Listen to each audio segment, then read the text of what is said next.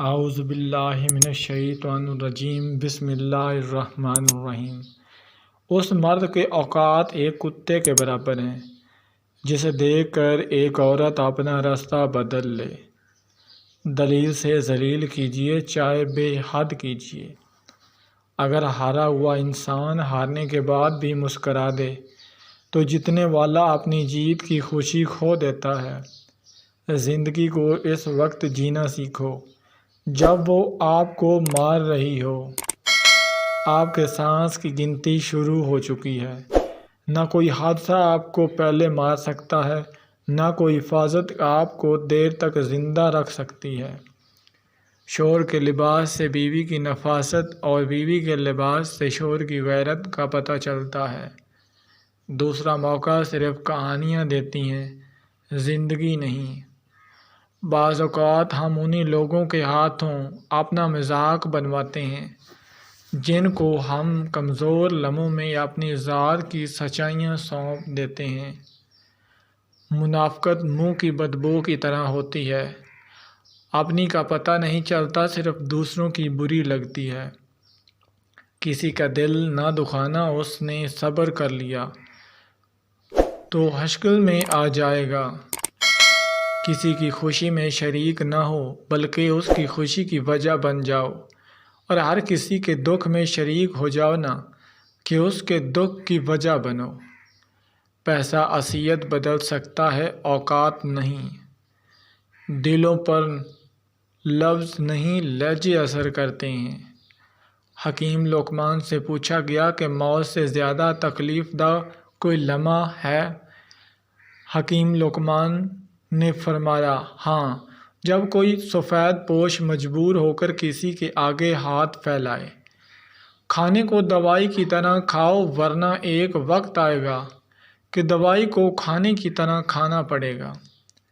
جو بہت اچھا لگے اسے بہت کم ملا کرو، جو انتہا سے زیادہ اچھا لگے اسے صرف دیکھا کرو، اور جو دل میں سما جائے اسے صرف یاد کیا کرو، کیونکہ جو آپ کے جتنا قریب ہوتا ہے دنیا اسے اتنا ہی دور کر دیتی ہے۔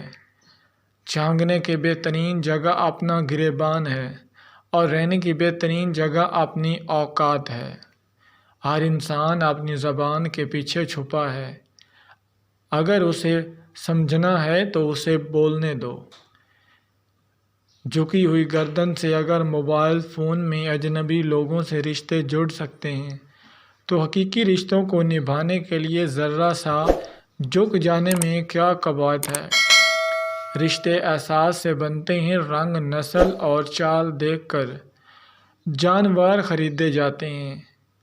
میں صرف اس کا ذمہ دار ہوں جو میں نے کہا، اس کا نہیں جو آپ سمجھے۔ دولت دنیا کی ہو یا ایمان کی، جتنی بڑھتی جائے گی اتنی نیند کم ہوتی جائے گی۔ بے نسل لوگوں کی سب سے بڑی نشانی یہ ہوتی ہے کہ تم انہیں جتنی عزت دو گے وہ تمہیں اتنی ہی تکلیف دیں گے۔ جب آنکھیں نفس کی پسندیدہ چیزیں دیکھنے لگے تو دل انجام سے اندھا ہو جاتا ہے۔ کامیابی حاصل کرنے کے لیے آپ کو اکیلے ہی آگے بڑھنا پڑتا ہے۔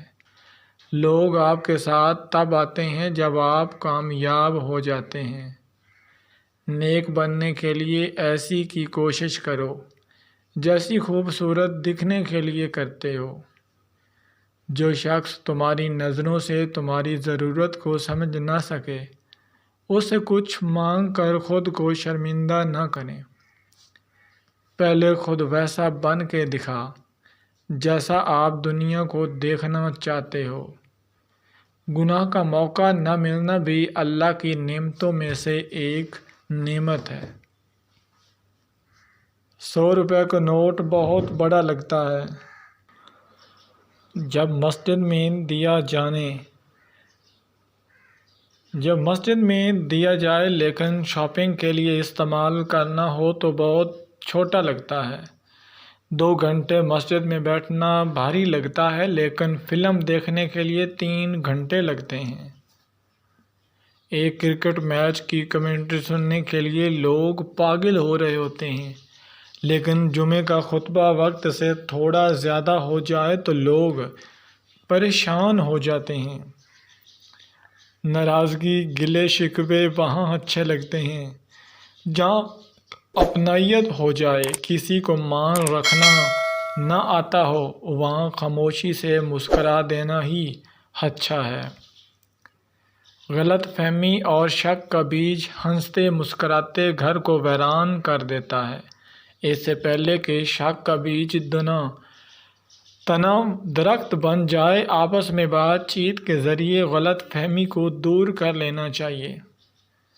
درد ہمیں انسان نہیں دیتا بلکہ انسان سے وابستہ کی جانے والی امیدیں ہمارے لیے درد کا باعث بن جاتی ہیں۔ جاگتی آنکھوں سے دیکھے جانے والے خواب اکثر زندگی کا عذاب بن جایا کرتے ہیں۔